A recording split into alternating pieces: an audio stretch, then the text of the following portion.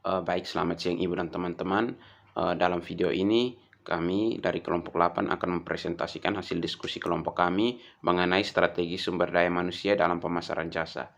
Dalam materi kali ini yang akan dijelaskan oleh saya dan teman saya Maria Brialin Hurit. Eh, Dalam pembahasan materi kita ini ada 4 pokok bahasan utama. Yang pertama, peran penting sumber daya manusia dalam perusahaan jasa. Yang kedua, pengelolaan SDM perusahaan jasa. Yang ketiga, membangun layanan konsumen. Dan yang keempat, proses manajemen SDM dalam operasi jasa.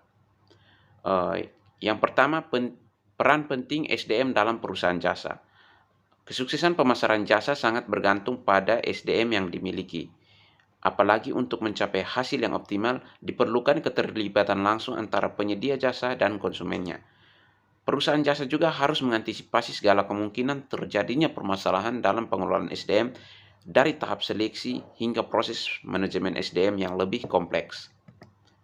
Yang berikutnya, peran penting SDM dalam perusahaan jasa yang harus dibedakan untuk pengelolaannya lebih lanjut. Menurut Payne pada tahun 1983. Pada umumnya dapat dikelompokkan sebagai berikut. Yang pertama itu contractors. Contractors adalah SDM yang berhubungan secara intens dengan konsumen dan memilih aktivitas memasarkan secara konvensional. Mereka memiliki posisi dalam hal menjual dan pemasaran sebagai customer service. SDM yang terlibat dalam peran ini membutuhkan pelatihan, persiapan, dan motivasi yang tinggi untuk melayani konsumen setiap harinya. Selain itu, dituntut memiliki kemampuan untuk bersikap responsif dalam memenuhi kebutuhan konsumen. Yang kedua, modifiers, yaitu SDM yang tidak terlibat secara langsung dalam aktivitas pemasaran ini.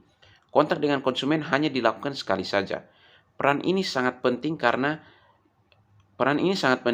itu mereka harus mempunyai pandangan yang luas tentang strategi pemasaran jasa perusahaan. Modifiers memerlukan keahlian untuk dapat menjalin kerjasama yang erat dengan para konsumen. Manajemen harus mengarahkan dan mengadakan pelatihan serta mengembangkan kerja secara intensif. Yang ketiga, influencer. Peran SDM ini lebih berfokus pada implementasi dan strategi pemasaran perusahaan. Tugasnya antara lain mencakup pengadaan riset dan pengembangan. Seorang influencer harus memiliki potensi yang menarik konsumen melalui hasil yang diperolehnya. Keberhasilan dicapai dengan standar keinginan konsumen. Influencer juga diberikan kesempatan untuk mengadakan kontrak dengan konsumen agar hasilnya lebih baik. Yang terakhir, isolate. SDM yang berada pada peran ini tampaknya akan sulit berhasil apabila tidak mendapat dukungan yang memadai dari manajemen terutama memotivasi mereka. SDM harus diarahkan untuk mengetahui perannya serta strategi pemasaran perusahaan sehingga dapat berkontribusi lebih optimal bagi perusahaan.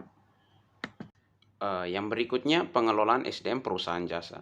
Saat ini mulai berkembang suatu pandangan bahwa untuk dapat memasarkan jasa dengan baik pada konsumen di luar perusahaan, diupayakan untuk memenuhi kebutuhan internal perusahaan terlebih dahulu, terutama untuk SDM perusahaan. Pemasaran internal atau internal marketing menciptakan suatu efektivitas kerja SDM sebelum mereka berhubungan dengan para konsumen. Setiap anggota atau karyawan organisasi mengupayakan kontribusi yang optimal pada konsumen dalam melaksanakan komitmennya pada perusahaan. Terdapat dua aspek penting dalam konsep pemasaran internal sebagai berikut. Yang pertama, setiap karyawan dari tiap departemen memiliki peran sebagai konsumen internal dan pemasok. Untuk dapat memberikan kualitas terbaik dalam pemasaran eksternal, maka harus dipastikan bahwa setiap karyawan mendapatkan kepuasan kerja yang optimal. Kemudian yang kedua, pandangan yang sama terhadap misi, strategi, dan tujuan perusahaan merupakan unsur yang penting untuk menciptakan komitmen yang tinggi pada setiap karyawan yang pada akhirnya memotivasi karyawan untuk bekerja secara optimal. Kemudian dalam menciptakan suatu kerja sama jangka panjang antara manajemen, karyawan, dan konsumen, konsep pemasaran internal ini memberikan suatu pandangan bahwa internal market of employees akan memberikan pengaruh yang cukup signifikan baik bagi perusahaan maupun konsumen. Sehingga pemasaran internal penting untuk diperhatikan sebagai upaya yang bersifat jangka panjang. Proses manajemen yang penting dalam hal ini menurut Grundrus pada tahun 1990 adalah ada dua. Yang pertama manajemen sikap dan manajemen komunikasi. Manajemen sikap meliputi sikap dan motivasi karyawan dalam pelaksanaan kegiatan perusahaan. Pihak manajemen perlu bersikap proaktif terutama dalam merencanakan dan pengawasan kegiatan karyawan. Kemudian ada manajemen komunikasi. Manajemen komunikasi atau communication management merupakan proses manajemen dalam menyampaikan sikap informasi yang bertujuan untuk memberikan arahan kerja dan memberikan kesempatan pula pada karyawan untuk menyampaikan segala permasalahan yang dihadapi sehingga dapat terjadi komunikasi dua arah dan terjalin suasana keterbukaan. Kemudian program umum yang dapat digunakan untuk mengimplementasikan konsep pemasaran internal yaitu sebagai berikut. Yang pertama, pelatihan. Pelatihan merupakan program yang ditujukan bagi SDM perusahaan berupa pemberian informasi pengetahuan dasar mengenai strategi kerja, sikap, kemampuan berkomunikasi, dan pemasaran jasa, serta memahami konsumen. Kemudian yang kedua, dukungan manajemen dan komunikasi interaktif internal. Program ini merupakan sarana kerjasama yang efektif dari kalangan manajemen perusahaan kepada SDM pelaksana dan juga membuka kesempatan komunikasi dua arah dari karyawan kepada atasan. Informasi mencakup masalah kerja atau keputusan-keputusan penting lainnya dalam perusahaan.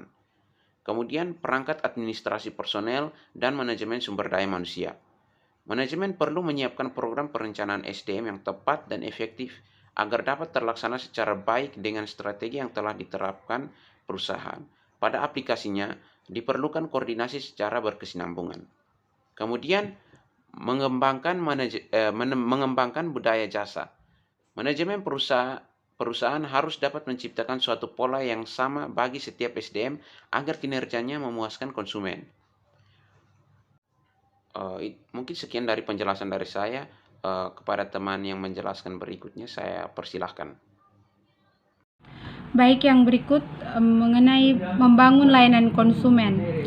Layanan konsumen meliputi berbagai aktivitas di seluruh area bisnis yang berusaha mengkombinasikan melalui mulai dari pemesanan, pemrosesan hingga pemberian hasil jasa melalui komunikasi yang untuk mempererat kerjasama dengan konsumen. Untuk mencapai kinerja yang tinggi dalam layanan konsumen, manajemen perusahaan jasa harus lebih menyiapkan sumber daya manusia melalui pelatihan tentang bagaimana menghadapi permintaan konsumen dan mengadakan komunikasi personal yang memberikan kesempatan bekerja sama dengan kualitas yang lebih baik. Yang berikut mengenai desain layanan konsumen. Nah, desain layanan konsumen ini ada beberapa langkah, yaitu yang pertama, mengetahui misi jasa. Sebagai tahap awal tentu harus diterapkan misi perusahaan agar dapat menciptakan suatu komitmen dan falsafah kerja yang sama untuk mencapai misi tersebut. Yang kedua, menetapkan tujuan layanan konsumen. Tujuan pelayanan merupakan hal yang penting yang harus diterapkan perusahaan. Hal ini bermanfaat untuk menentukan unsur mana yang perlu ditonjolkan agar mencapai hasil yang optimal. Yang berikut ada strategi layanan konsumen. Walaupun tidak semua konsumen tidak memiliki standar yang sama terhadap suatu jasa, namun segmentasi dapat membantu perusahaan dalam menetapkan standar pelayanan yang dapat diberikan pada setiap segmentasi pasar. Yang berikut, yang terakhir ada implementasi. Nah, implementasi di sini dalam pengimplementasi pelayanan konsumen merupakan suatu kesatuan dengan buronan pemasar lainnya yang dimiliki oleh perusahaan. Perusahaan jasa hendaknya senantiasa berusaha mengadaptasi suatu perubahan lingkungan yang terjadi, terutama yang berkaitan dengan perilaku konsumen. Yang berikut ada proses manajemen sumber daya manusia dalam operasi jasa. Di sini ada beberapa upaya pemberdayaan sumber daya manusia. Itu yang pertama, rekrut karyawan yang tepat. Lakukan rekrutmen karyawan sesuai dengan kualifikasi perusahaan agar pemasaran jasa berlangsung baik. Kemampuan yang perlu dicermati antara lain adalah keahlian teknik dan karakteristik personal yang dimiliki. Yang berikut ada latih karyawan dengan baik. Walaupun SDM yang ada sudah melalui seleksi, sudah dari hasil seleksi, bukan berarti tidak memerlukan pelatihan lagi. Pelatihan ini akan tetap dilakukan untuk bekal menghadapi segala situasi agar dalam operasinya setiap sumber daya manusia dapat memberikan kontribusi terbaiknya. Yang berikut, didik konsumen. Selain pada karyawan perusahaan, operasi jasa akan berjalan lancar apabila konsumennya memiliki informasi yang jelas dan lengkap mengenai jasa yang ditawarkan oleh perusahaan. Dan yang berikut ada didik ke semua karyawan.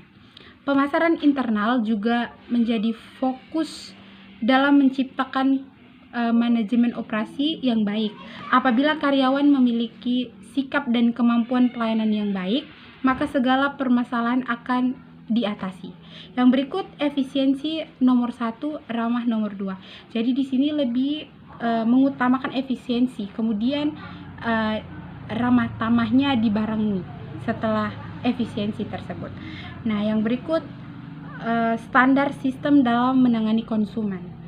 Manajemen perlu menyiapkan standar yang menangani kesulitan, kritik, dan apapun yang disampaikan oleh konsumen. Yang berikut, jadilah proaktif. Perusahaan harus jeli dalam melihat setiap peluang yang ada dan menentukan strategi operasi yang tepat untuk mencapai sasaran. Dan yang terakhir di sini ada evaluasi secara rutin. Nah, evaluasi ini berguna bagi manajemen untuk mengetahui kinerja perusahaan yang memberikan masukan tentang hal-hal yang mana perlu diperbaiki. Perusahaan perlu mengambil tindakan koreksi untuk setiap operasi yang gagal ataupun kurang dari standar yang ditetapkan.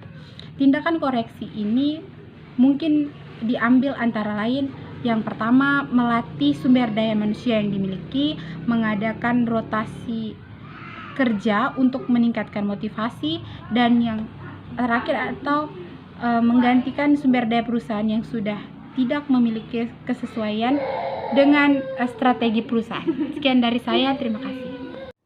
Baik, terima kasih. Sekian presentasi dari kelompok kami. Kami membuka ruang diskusi kepada teman-teman. Mungkin ada pertanyaan dari teman-teman, kami persilakan untuk bertanya di kolom chat di grup WA mata kuliah manajemen jasa. Terima kasih.